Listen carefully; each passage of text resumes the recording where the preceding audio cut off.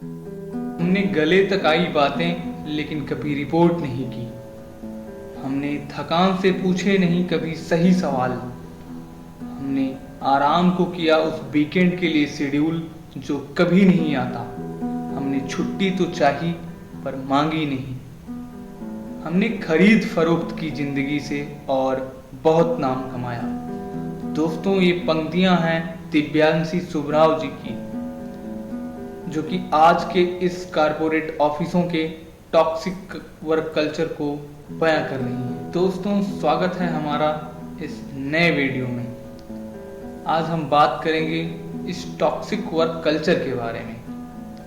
इस toxic work culture को आइए 2-3 उदाहरण से समझते हैं। पहला उदाहरण है पुणे की एक 26 वर्षीय लड़की अन्ना सेबेस्टियन का, जो कि एक चार्टर्ड अकाउंटेंट थी। इसी तरीके के वर्क स्ट्रेस के चलते उसकी जान चली गई। बाद में उसकी माँ ने जो कंपनी को लेटर लिखा, उस लेटर ने पूरे देश को भावुक कर दिया। दूसरा उदाहरण है लखनऊ के HDFC बैंक की एक महिला कर्मचारी की। उसकी इसी तरीके की वर्क स्ट्रेस की वजह से जान चली गई। उसका नाम शादाब फातिमा था।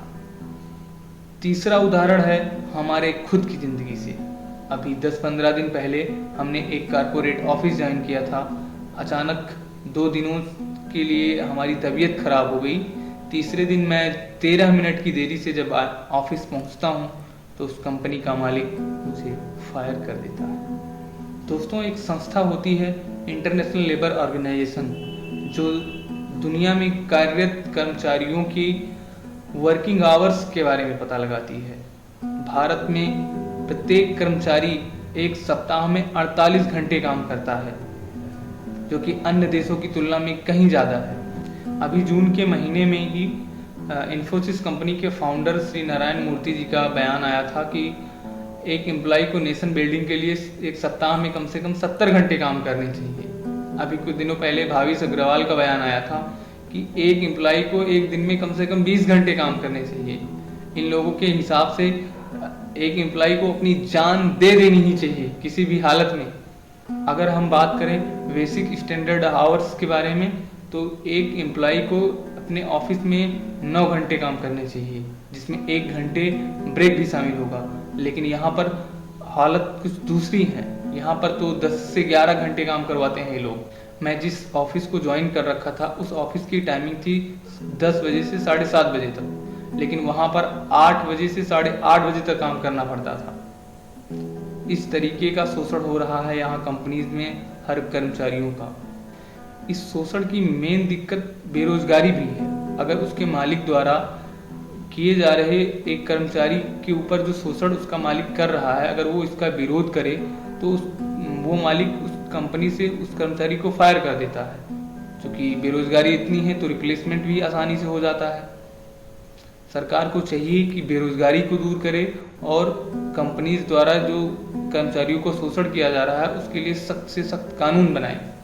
द इकोनॉमिक्स टाइम्स की एक रिपोर्ट के मुताबिक 62% भारत में कर्मचारी मेंटली स्ट्रेस्ड रहते हैं, इसी तरीके के वर्किंग कल्चर की वजह से।